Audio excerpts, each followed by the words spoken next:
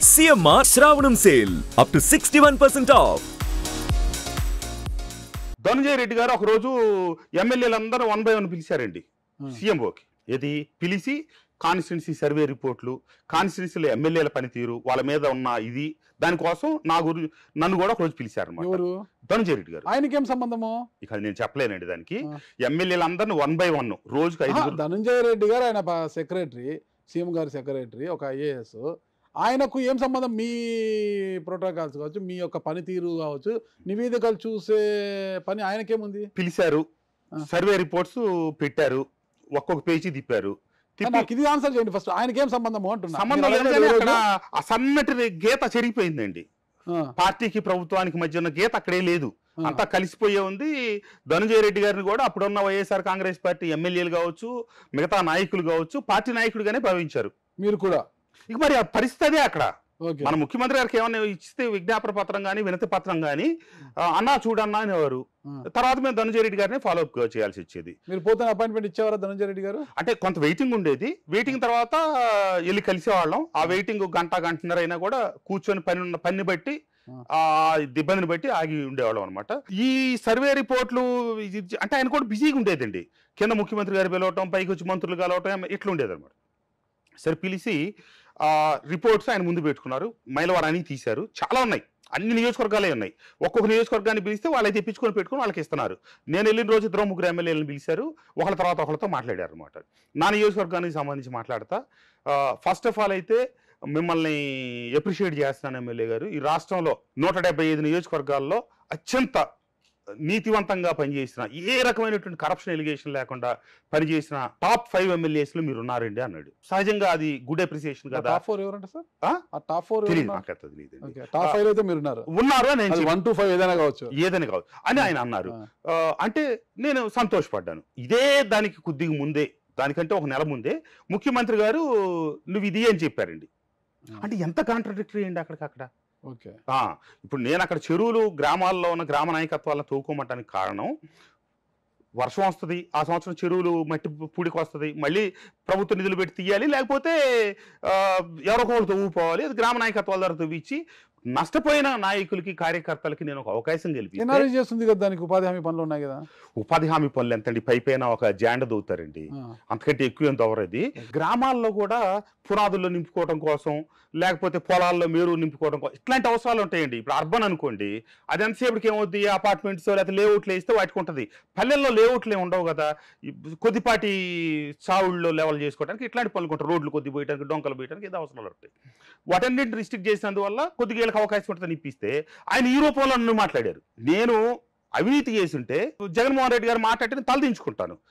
ఏమీ చేయని నిజాయితీగా ఉన్న నన్ను పట్టుకొని ఇక్కడ కొంచెం బాధాకరమైన విషయాలు కొన్ని ఉన్నాయండి. జగన్మోహన్ రెడ్డి గారు పార్టీలో చేరేటప్పుడు నా బోటి వాళ్ళందరికీ ఒక్కొక్కరికి ఒక్కొక్క స్టోరీ చెప్పారండి. నాకేం చెప్పారనేది, ఆ రోజు కారులో వెళ్ళేటప్పుడు నాతో పాటు 4 ఉన్నామండి కారులో. కోర్టు నుంచి ఇంటికి తీసుకెళ్తా చెప్పారు. సిబిఐ కోర్టులో ఆ 12 కేసుల్లో ఒక దాంట్లో నేను కూడా బుద్ధాయిగా ఉన్నాను అనమాట. అప్పటికి 2 సంవత్సరాల నుంచి నడుస్తూ ఉంది. ప్రతి శుక్రవారం కేసులకు అటెండ్ అయినప్పుడల్లా కృష్ణప్రసాద్ ఇప్పుడు చేరుతున్నాం. మీరే దాంట్లో ఇన్వాల్వ్ అయినారు కేసు 12 కేసు? ఒక దాంట్లో హిందూకు సంబంధించిన దాంట్లో రోడ్డుకు సంబంధించిన ఇష్యూలో నేను రోడ్డు ఇస్తే ఒక పార్ట్ నాకు కలిసి ఉంటే నాకు ఇచ్చారు. అదంతా స్టోరీ నడిచిపోయిందండి గతంలో. ఆ దాంట్లో నేను కూడా ప్రతి శుక్రవారం అటెండ్ అయినప్పుడు నువ్వు ఎప్పుడు చేరుతావు అంటే, అన్న ఇప్పుడు కాదన్నా, నాకే ఇబ్బందులు ఉన్నాయి, నాకే కేసులు ఉన్నాయి, లేకపోతే నా కూతురు పెళ్ళి ఉంది, ఇవన్నీ చెప్పుకుంటా చివరికి ఒకనొక దశలో చివరిలో ఆయన అన్నమాట ఏంటంటే అండి, నువ్వు ఒంటికి బాగా నూనె రాసుకొని ఉన్నావు, 2 ఏళ్ల బట్టి తాకో స్టోరీ చెప్తున్నావు నాకు అన్నారండి. లేదులే అన్న చేరతానని చివరికి 18లో నిర్ణయం తీసుకున్నాం. ఓకే అన్న తర్వాత కారు ఎక్కి ఇంటికి తీసుకెళ్తాను కోర్టు నుంచి. ఫస్ట్ టైం ఎక్కి ఆయన కారు, అదే చివరిసారి మళ్ళీ ఎప్పుడు ఎక్కలేదు. నేను ఎక్కి వెళ్తా, ఎన్నో మాటలు చెప్పారు నేను అడగకుండా. నేను చేరాలని నిర్ణయం తీసుకున్నాను, అంతవరకు సరిపోయేది. కానీ అడగకుండానే 100 చెప్పారు. కాబట్టి మనం అడిగితే వాటి మీద చెప్పారు. ఒకటి చెప్పండి, బాగుంటదండి. సభ్య సమాజానికి సిగ్గు చేయటాయి చెప్పుకుంటే కూడా. కాబట్టి నేను చెప్పలేను. అంత జిగుప్సాకరమైన పదాలు ఏమి ఉండవు. జిగుప్సాకరమైన పదాలు కాదు, ఆయన భావజాలం వేరు, ఆయన చెప్పిన విధానం వేరు. తెలియాలి కదా. నువ్వు ఎంత ఖర్చు పెట్టు, దానికి 10 అంతలు నువ్వు సంపాదించుకునేటట్టు నేను అవకాశం ఇస్తాను, మీకు అందరికి ఎవరికి ఇబ్బంది లేదు, మిమ్మల్ని చూసుకునే బాధ్యత నాది, ఇట్లా చెప్పుకొచ్చారండి. అట్లా నాకు ఎన్నికల్లో ఖర్చు పెట్టామని రాజకీయాల్లో నువ్వు ఖర్చు పెట్టి గ్యారెంటీ గెలుస్తావు, గెలవకపోతే నేను అనుకుంటాను. తర్వాత అయినా నేను ముఖ్యమంత్రిని అవుతున్నా, నేను ఆర్థికంగా ఆదుకుంటాను అంటే ఆ 19 ఎన్నికల్లో ధీటుగా ఎదుర్కోవడం కోసం ఒక్కొక్క ఎమ్మెల్యేకి ఒక్కొక్క స్టోరీ చెప్పారండి ఆయన. కార్యకర్తలకి పాదయాత్ర చేస్తా వాళ్ళు మా నాయకుడు వస్తున్నాడు కదా అని చెప్పి వాళ్ళ ఖర్చులు పెట్టుకుంటా నానా ఇబ్బందులు పడతా వాళ్ళు దాన్ని అంతా ప్రమోట్ చేసి ముందుకెళ్తే నువ్వు ముఖ్యమంత్రి అయిన తర్వాత ఒక్కడ మొహం చూడలా. ఈ ప్రామిస్లన్నీ చేసిన ఎమ్మెల్యేలకి వాళ్ళ సొంత పనులు లేని చిన్న చిన్న ఉంటే చేయలా, వాళ్ళకి గౌరవం ఇవ్వాలా, విలువ ఇవ్వాలా, ఇవ్వకపోగా అంతా సింగిల్ విండో ప్రోగ్రాం. అయ్యవారికి చాలు 5 వరహాలు, పిల్లవారికి చాలు పప్పు బెల్లాలి అన్నట్టుగా ఒక మన చిన్న స్కూల్లో పాటలు ఉంటాయి కదా, మీరందరూ పప్పు అసలు ఏమీ లేదండి. ఏమి లేదంటే ఎవడో అవినీతి చేసుకోవడానికి ఆయన అవకాశం లేదని కాదు, అంతా సెంట్రలైజ్డే కదా. ఇసుక మీదే, లిక్కర్ మీదే, డెవలప్మెంట్కి లేవు. సరే మీరు ఇచ్చిన డెవలప్మెంట్ కొద్ది గొప్ప నిధులు కేడర్ మొత్తానికి ఇచ్చి మీ ఊర్లో 10 లక్షలు పని చేసుకుంటే పాపం వాళ్ళకి ఒక 2 లక్షలు 3 లక్షలు మిగులుద్దని వాళ్ళకి ఇచ్చాము. లేకపోతే ఇంకొక ఊర్లో ₹1 కోటి పనులు వాళ్ళకి ఇచ్చాము. చివరికి ఏం జరిగింది? బిల్లులు రాకను బిల్లులు కావాలని ఇంటెన్షనల్గా ఆపావు. నీ ఏ ఆపుకోలేదు, వాళ్ళ ఆపావు. ప్రభుత్వానికి కేడర్తో పెట్టుబడి పెట్టించావు ఎదురు నువ్వు ఒక 3,000 కోట్లు. వాళ్ళందరూ ఆర్థికంగా నష్టపోయారు. వాళ్ళని ఏదో ఒక రకంగా ఆదుకుంటాం, నా బోటో పని చేయకపోతే నా మీద బురద చెల్తివి. ఇది ఆయన నిర్వాహకం. లిక్కర్ వారిదే, ఇసుక వారిదే అన్నారు కదా. లిక్కర్ ప్రభుత్వ ఆధ్వర్యంలో నడుస్తుంది. దానికి లెక్కాచారం ఉందంటారా? ఎంత లిక్కర్ ప్రొడ్యూస్ అయింది, ఎంత లిక్కర్ షాప్స్కి వచ్చింది, ఎంత లిక్కర్ అఫీషియల్ గా అమ్మారు, ఎంత లిక్కర్ అన్అఫీషియల్ గా అమ్మారు. Clear Nagaraju garu. Only credit card through అమ్మామా, ఆన్లైన్ పేమెంట్ ద్వారా అమ్మామా? అసలు డిస్టిలరీస్ నుంచి ఎంత వచ్చిందో లెక్కలు ఎవరి దగ్గర ఉన్నాయా? 4 లారీలు వస్తుంది, 2 లారీలు డిస్టిలరీ అఫీషియల్ వస్తుంది, 2 లారీలు అన్అఫీషియల్ గా మనం అమ్ముతా ఉన్నాం. అక్కడ 50 రూపాయలది మన షాపుల ద్వారా అఫీషియల్ గా అమ్మేది 250 రూపాయలు. అక్కడ 50 రూపాయలు తీసుకొచ్చింది, ఇక్కడ 250 రూపాయలకి అమ్మి అసలు గవర్నమెంట్ కి ట్యాక్స్ చూపించలేదు అనుకోండి, అంత అమౌంట్ డైరెక్ట్ క్యాష్ మనకు వస్తుంది. ఉంది కూడా మన వాసుదేవరెడ్డి గారే కదా. ఇంకా లెక్క వరకు చెప్పాలి. అసలు ఎంత చాలా విచిత్రమైన పరిస్థితి అండి. మన వాసుదేవరెడ్డి గారు మీ వాసుదేవరెడ్డి గారు మీకు వాళ్ళ మనిషే కదా అంతా కూడా. అట్లాగే ఇసుక ఉంది, ఇసుక కూడా టెండర్ ఇచ్చేశారు కదా. అదంతా బూత్ అండి, అదంతా కటిక అబద్ధం. ఊరికే అదొక ఫేజ్ చూపించారు, ఏదో ఒక కంపెనీ పేరు పెట్టి వాళ్ళకి టెండర్ ఇచ్చినట్టు చేసి ప్రతి జిల్లాకి 22 కోట్లు, 23 కోట్లు, 24 కోట్లు, లేకపోతే ఉదాహరణ ప్రకాశం జిల్లా ఉంది, చిన్నది 4.5 కోట్లే. గోదావరి జిల్లా వెస్ట్ గోదావరి ఉంది, ఉమ్మడి గోదావరి జిల్లాలు కలిపి వెస్ట్ గోదావరి ప్రేమ్ సాగర్ అనే ఒక కుర్రోడికి ఇచ్చారు. కరుడు కట్టిన వైసీపీ కుటుంబం. అంతకుముందు అతను ఏదో ఇసుక కాంట్రాక్టర్ దగ్గర వర్క్ చేసి ఏదో వాళ్ళ ₹1 సంపాదించుకుంటే అతను కూడా అందరిని పోగు చేసి తలా ₹1 కోటి పెట్టి తీసుకుంటే మనకు ₹1 వచ్చింది కానీ తీసుకున్నాడు. వీళ్ళు పెట్టిన సిస్టమ్ ఏంటంటే నిలువు దోపిడీ అండి. ₹1 పెట్టిన టార్గెట్ లో అక్కడ వచ్చేది అసలు 85 పైసలే. 15 పైసలు వాళ్ళు వీళ్ళ జేబులోంచి ఎదురేవాల్సిందే వాళ్ళకి. ఆ రకంగా చేసి టోటల్ గా స్టేట్ లో కొన్ని జిల్లాలు ఎమ్మెల్యేలు చేసిన వాటిలో వాళ్ళలో ఆ సాలిగూడ్లు ఇరుక్కున్న వాళ్ళందరూ నష్టపోయారండి.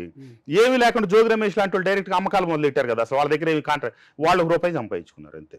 టెండర్ల ద్వారా పోయిన వాళ్ళు, టెండర్ అనేది చూపించింది అఫీషియల్ అండి. అది ప్రతి జిల్లా 22 కోట్లు, 23 కోట్లు, 24 కోట్ల మధ్యలో అమ్మారు. ఎవరు అమ్మారంటారు? వీళ్ళు పెద్దలు అమ్మారా? ఒక ఇక్కడ హైదరాబాద్ సంబంధించిన వ్యక్తిని తీసుకొచ్చి పెట్టారు. ఎవరైనా నేను చెప్పలేదండి, బాగుండదు. అందరికి తెలుస్తుంది, స్టేట్ లో అందరికి తెలుసు. మాకు తెలియదు కదా, ఛానల్ చూసే వీక్షకులు కూడా తెలిస్తే మంచి. వాస్తవాలు చెప్తారు మీరు, వాస్తవాలు. వసంత కృష్ణ ప్రసాద్ గారు ఇప్పుడు వాస్తవాలు మీరు ఎన్ని చెప్పినా నేను కొన్ని చెప్తాను.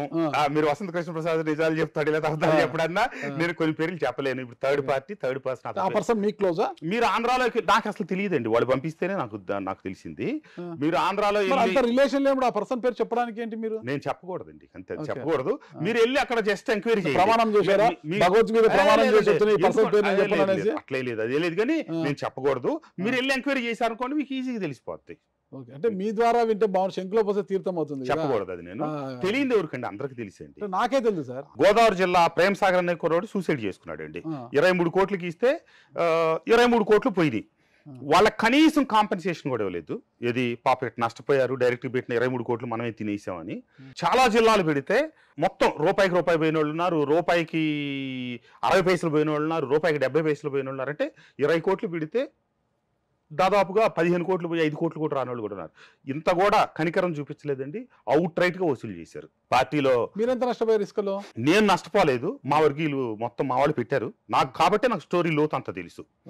కృష్ణా జిల్లా అంతా నాకు సంబంధించి నాకు తెలిసిన వాళ్ళే తీసుకున్నారు. వాళ్ళు నన్ను అడిగారండి, మమ్మల్ని చేసుకోమంటారా, మీరు మరి ఇదిగా ఉంటారా, మీరు ఇబ్బంది పెట్టకుండా వాళ్ళు నాకు కొంచెం కోఆర్డినేట్ చేస్తారంటే చేసుకోండి. ఇప్పుడు వాళ్ళే పిలిచి అడుగుతున్నారు కదా, మిమ్మల్ని చేసుకుంటా ఉంటున్నారు కదా, చేసుకోండి, ఇబ్బంది లేదని చెప్పి అనేది ఇక్కడ పార్టీయే డైరెక్ట్ గా ఇన్వాల్వ్ చేసింది. సుమన్ టీవీలో మీ పర్సనల్ అండ్ బిజినెస్ ప్రమోషన్స్ కోసం కింది నెంబర్కి కాంటాక్ట్ చేయండి.